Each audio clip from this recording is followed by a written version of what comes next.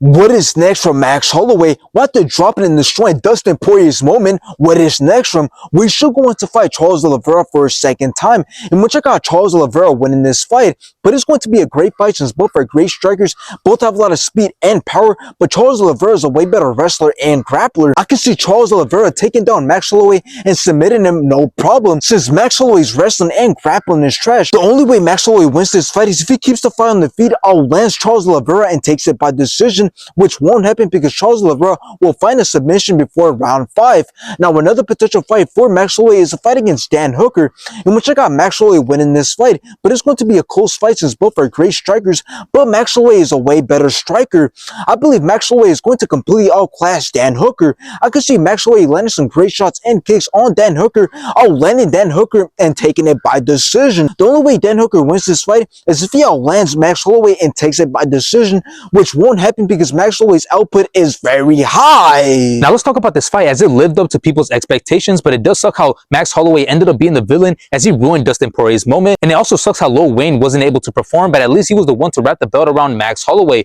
But now let's talk about this fight, because in the first round we see Max Holloway drop Dustin Poirier and he begins to put a lot of punishment, but afterwards in round 2 we seen Dustin Poirier drop Max Holloway and he was so close to getting the finish, but afterwards the fight was just all Max Holloway. He was in control, he was having the better moments, and he ultimately landed the better shots, and he ended up outlanding and outperforming Dustin Poirier. So it sucks that Dustin Poirier wasn't able to win the last fight of the trilogy and retire as the BMF champion, but at the same time it's also good that Max Holloway won, because if he was to lose, he would have been the first fighter in the UFC to lose 2 separate trilogies, which means that he would have been 0-6 in trilogies, but he prevented that from happening. But here's the thing, Max Holloway should not feel too confident in himself, and I believe he should be considering retiring as the BMF champion before it's too late, as I believe that Max Holloway is on the path of being the next legend to retire, as I don't think he can compete with the top guys in the division. So in the end, what a sad way for Dustin Poirier to end his career, as he never managed to become lightweight champion or even BMF champion, and he ended up retiring on a 2-fight losing streak. But here's the thing, none of that matters because he's still going to be loved by everyone, and he will always be that legend who had a massive impact not only on the lightweight division but also on the UFC.